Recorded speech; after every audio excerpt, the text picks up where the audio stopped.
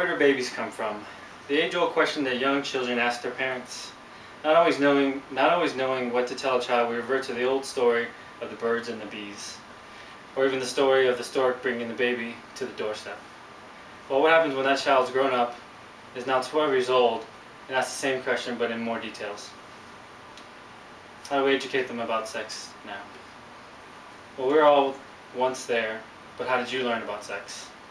Was it an awkward talk with your parents at home? Was it from a TV show? Or from your friends? Or some sex ed class? Or did you just get online and Google the information for yourself?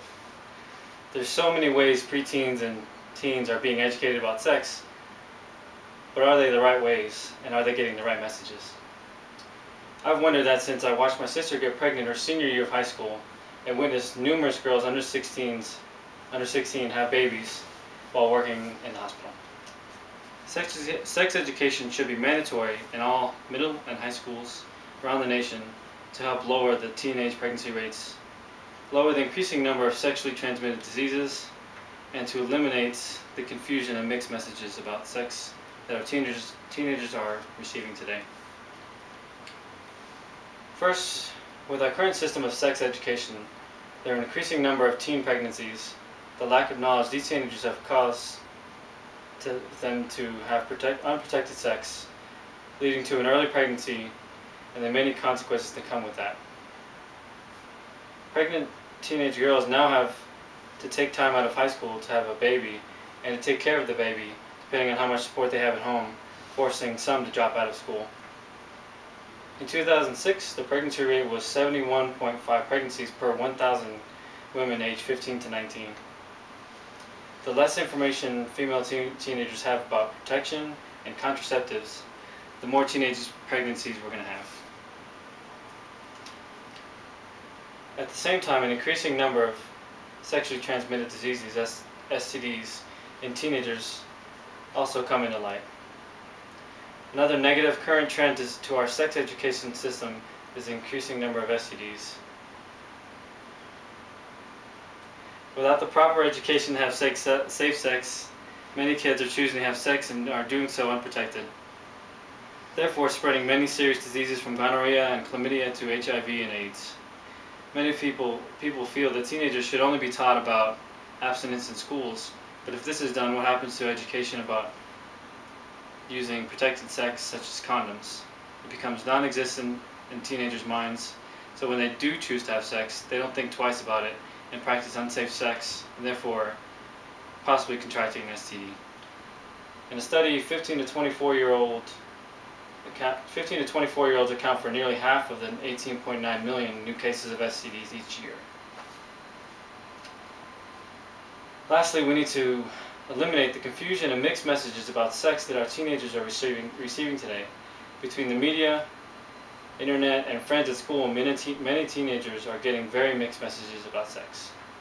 The media and internet show teenagers that being sexy is cool and having sex makes you attractive, but it doesn't teach you how to practice safe sex or the risks that come with having sex.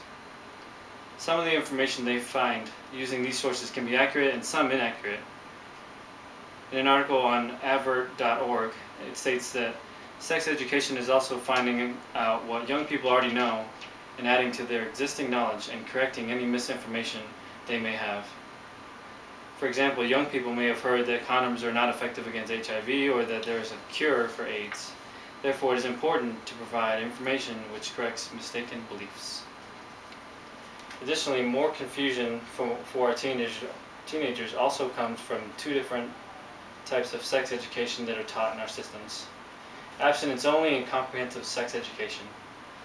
Abstinence only teaches our teenagers just to say no and to not have sex at all. There was even a bill passed by President Clinton and then continually funded in 2002 by President Bush to federally fund abstinence only classes in schools across the country. Unfortunately, the reality is that teenagers are having sex and at a younger age. In an article by Molly Maslin, 66% of American high school students have had sex by their senior year. One of the many things we can do to better our education system is include these following topics in the curriculum to help educate our teenagers on the consequences of having sex and how to practice safe sex. sexual development and reproduction, which includes STDs and HIV, conception and birth control, what they are, how they work, how people use them, and how they can be obtained, and relationships, what kind of relationships there are, love and commitment, marriage and partnership, and the law relating to sexual behavior and relationships, as well as the range of religious and cultural views on sex and sexuality and sexual diversity. By educating our teenagers in the right way and giving them the proper information, they can make their own educated decisions. Many fear that teaching our kids about sex will make them have sex more. But in a study of 35 sex education programs around the world, the WHO, World Health Organization, found that there is no evidence that comprehensive programs encourage sexual activity. The study also concluded that the abstinence-only programs are less effective than comprehensive classes that included abstinence and safe sex, such as conception and condom use.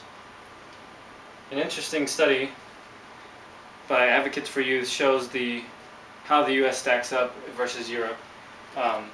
They're well ahead as far as rates per teenagers in pregnancy, per 1,000 women 15 to 19 birth, HIV and gonorrhea.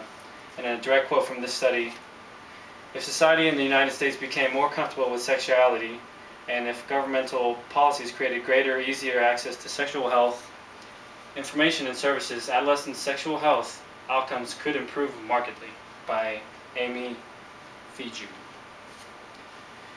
In conclusion, I've showed you how sex education should be mandatory in all middle and high schools around the nation to help lower the teenage pregnancy rates, lower the increasing number of STDs, and to eliminate the confusion and mixed messages about sex that our teenagers are receiving today. The more we fight for sex education in our schools, the better educated our kids are and will be, and the better decisions they will make with reducing the pregnancy, and STD rates in our country.